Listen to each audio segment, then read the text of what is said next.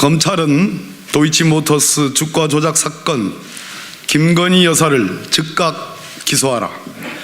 도이치모터스 주가 조작 사건 재판이 계속될수록 김건희 여사가 1차, 2차 주가 조작에 관여한 증거가 연이어 나오고 있다. 5월 27일자 도이치모터스 주가 조작 공판에서는 1차 주가 조작 시기인 2010년 1월 12일 김건희 여사와 신한금융투자 직원 간 전화로 김건희 여사가 도이치모터스 주식 가격을 보고받고 매수를 허락하였다는 통화 녹취록이 제시되었다. 그리고 다음 날인 13일에는 김건희 여사가 전화 왔어요? 사라고 하던가요? 그럼 좀 사세요 라며 누군가의 도이치모터스 주식 매수 주문을 승인하는 듯한 발언을 하였다는 통화 녹취록이 공개되었다. 이에 대해 주가 조작 주범 이모 씨는 1월 12일은 제가 안 했고 13일부터 제가 했다라고 증언하였고, 윤석열 대통령은 대선 전에 1월 14일부터 주식 계좌를 일임하였다고 밝힌 바 있어 1월 12일자 도이치모터스 주식 거래는 다른 누구도 아닌 김건희 여사가 직접 매수 주문을 넣은 것으로 볼 수밖에 없고, 대통령실도 이에 대해 해명을 하지 못했다. 또한 도이치모터스 2차 주가 조작 사건의 주범으로 지목된 블랙펄 인베스트 이모 대표와 토로스증권 김모 지점장이 김건희 여사와 긴밀한 관계라는 것이 드러나고 있다. 압수수색으로 블랙펄 인베스트의 사무실에서 김건희라는 제목의 엑셀 파일이 발견되었고, 이 파일에는 김건희 여사 명의 계좌의 인출 내역, 잔고, 주식 수량 등이 표시되어 있었다. 뿐만 아니라 김건희 여사는 블랙펄 인베스트에 15억 원을 대여해 준 사실도 있다. 심지어 12월 2일 도이치모터스 주가 조작 사건 공판에서는 김건희 여사가 주가 조작 의심 거래에 직접 참여한 사실이 드러났다.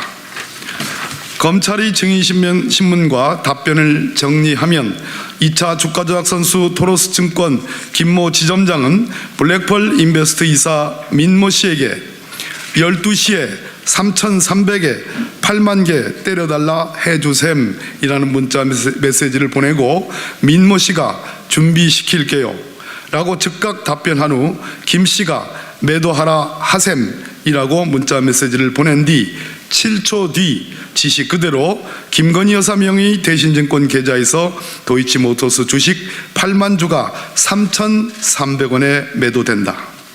놀랍게도 공판 검사는 이러한 매도 주문이 나오고 민모 씨 명의 계좌 등으로 매수되었냐고 물었고, 민모 씨는 그렇다고 증언하였다.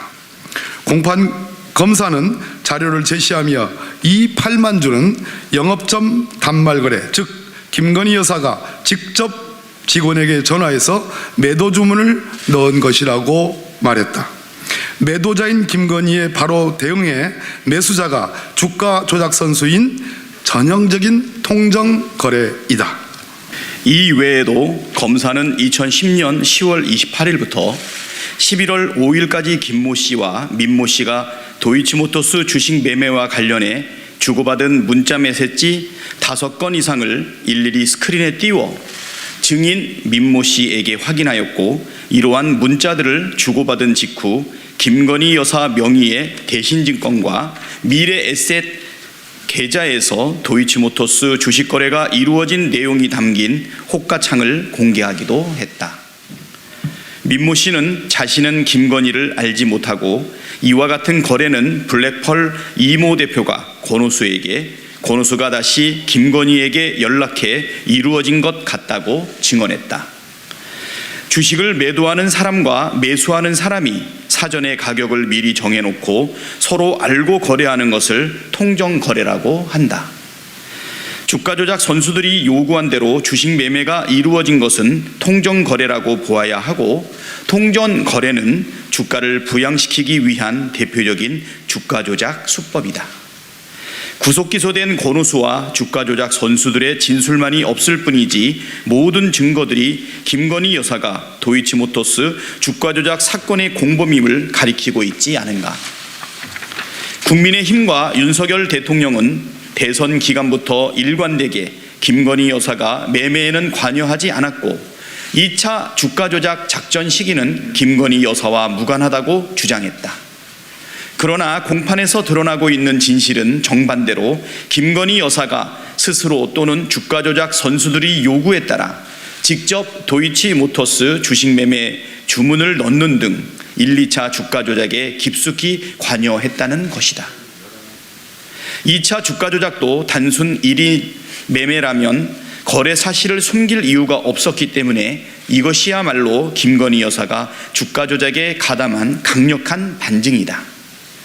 그럼에도 현재 검찰은 김건희 여사에 대한 소환 조사나 압수수색은커녕 마치 무혐의를 예비하는 것처럼 사건을 뭉개고 있으니 개탄스럽지 않을 수 없다. 도이치모터스 주가 조작 공범들이 기소되어 시효가 정지되었기 때문에 김건희 여사에 대한 공소시효는 아직 충분히 남아있다. 검찰은 김건희 여사를 소환하여 철저하게 조사한 후 기소하라. 다시 한번 검찰의 김건희 여사에 대한 즉각적 기소를 거듭 촉구한다. 2022년 12월 9일 더불어민주당 검찰 독재 정치탄압 대책위원회